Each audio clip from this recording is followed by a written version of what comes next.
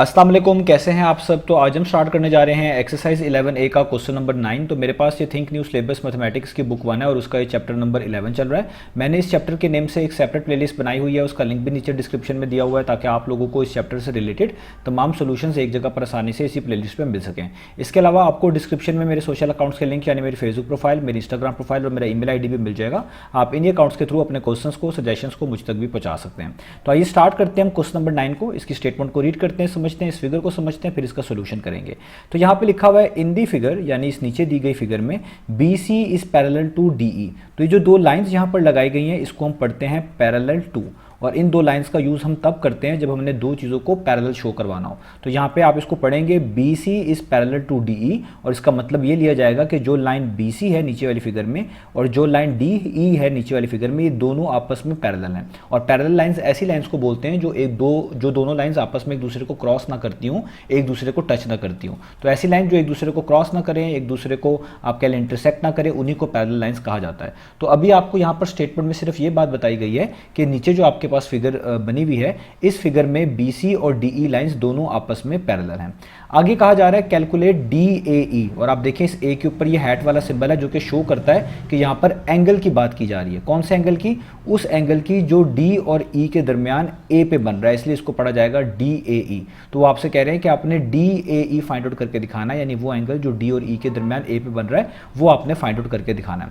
अब अगर हम इस फिगर को देखें तो इस फिगर में जो दो पैरेलल लाइंस का जिक्र हुआ है वो कौन कौन सी हैं। एक तो ये वाली लाइन है जिसका नाम है BC, आप देखें यहाँ पर B भी लिखा हुआ है, C भी मेंशन है इस लाइन के ऊपर, इसी को BC कहा जा रहा है। और एक ये वाली लाइन है DE जो कि यहाँ से स्टार्ट हुई है, इधर D से पास हुई, इधर E से पास हुई और इस तरह आगे तक जा रही है, ये लाइन आपके पास DE है। और ये दोनों पैरेलल हैं, तो देखिए इन दोनों के ऊपर इस तरीके से एरो हेड्स भी लगाए गए हैं। एरो हेड्स ये शो करते हैं कि दोनों लाइंस क्या हैं, पैरेलल हैं।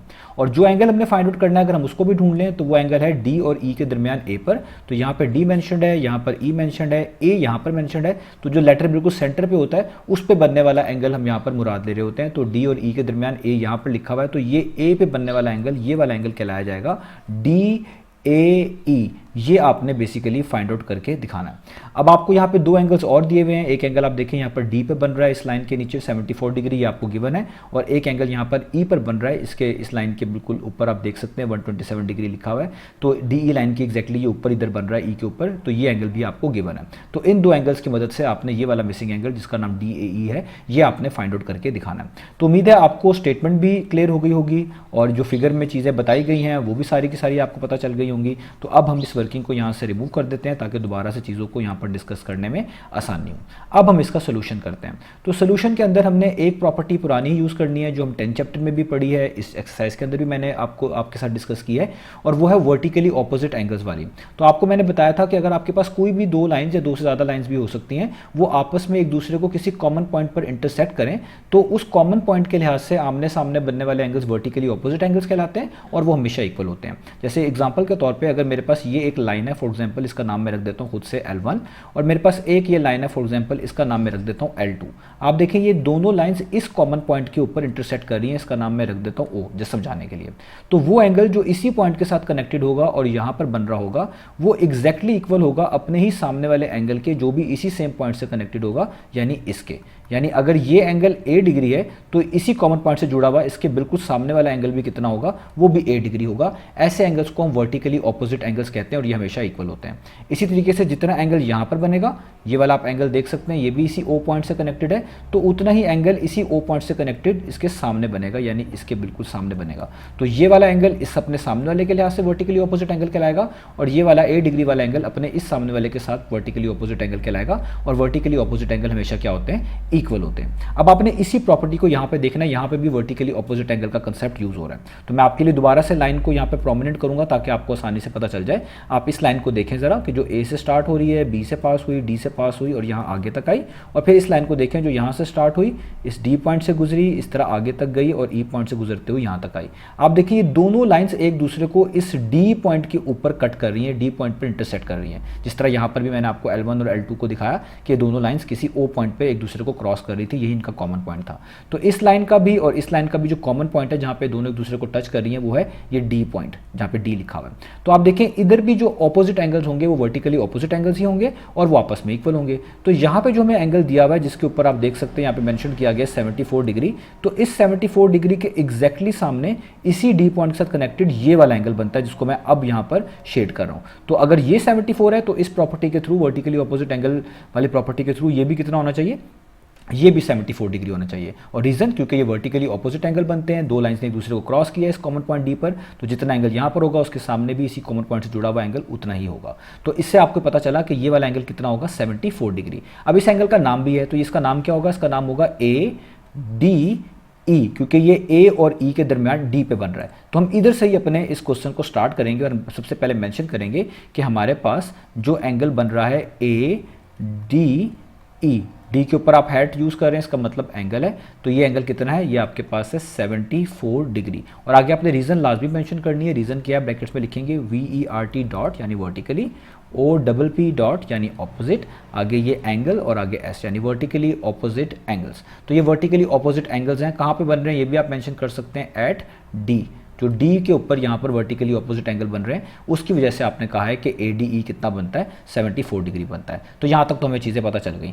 अब आगे हम इससे क्या फ़ायदा उठा सकते हैं, ये हमने जो फाइंड आउट किया इससे हमें किस तरह ये बेनिफिट मिलेगा कि हम ये वाला एंगल जिसका नाम DAE था ये फाइंड आउट करें। तो अब मैं यहाँ पर थोड़ी सी वर्किंग फिर से रिमूव करूँगा ताकि आपको चीज़ें अच्छे से समझ आ सकें। तो ये मैं वर्किंग अब यहाँ पर जो लिख ली है इसमें से कुछ यहाँ पे से रिमूव कर रहा हूँ, ठीक है। अब आपने देखना है, याद रखें ये जो ए पे मैंने शेड किया हुआ है ये एंगल है DAE, ये आपने फाइंड आउट करके दिखाना है, ठीक है। तो ये मैं कुछ यहाँ से शेड हटा रहा हूँ। अब आप देखें यहाँ पर कि आपके पास एक ट्राइंगल यहाँ पर मौजूद है। कौन सा ट्राइंगल, अब हम इसको यहाँ पर डिस्कस कर लेते हैं। फॉर एग्जांपल आप इस ट्राइंगल को ज़रा देखें, डी से स्टार्ट हो रहा है यानी DA और E। तो देखिए ये एक ट्राइंगल है, अगर मैं इसको इस तरह आपस में जोड़ दूं, इस ट्राइंगल का नाम है DAE। आप इसको EAD भी पढ़ सकते हैं। और इस ट्राइंगल की जो ये वाली साइड है ना, D से लेकर E तक, अगर आप इसको एक्सटेंड करें तो ये एंगल आपके पास देखें बाहर मेंशन है 127 डिग्री। और मैंने आपको ये चीज़ बताई हुई है कि कोई भी ट्राइंगल के आउटसाइड जो एंगल मेंशन होता है, जो कि उसकी एक एक्सटेंड की हुई साइड के साथ कनेक्टेड होना चाहिए और ट्राइंगल की किसी भी एक साइड के साथ, ओरिजिनल साइड के साथ कनेक्टेड होना चाहिए, वो लाजमी कौन सा एंगल होता है, उसका नाम होता है एक्सटीरियर एंगल। तो बेसिकली ये जो 127 डिग्री हमारे पास यहाँ पे मेंशन्ड है ये एक एक्सटीरियर एंगल है इस DAE वाले ट्राइंगल का, क्योंकि एक तो इस ट्राइंगल के ये आउटसाइड है, दूसरा ये कि ये जो DE वाली साइड को एक्सटेंड किया हुआ है आगे तक लेकर आए हैं उसके साथ कनेक्टेड है, और इस ट्राइंगल की इस वाली ओरिजिनल साइड के साथ भी कनेक्टेड है।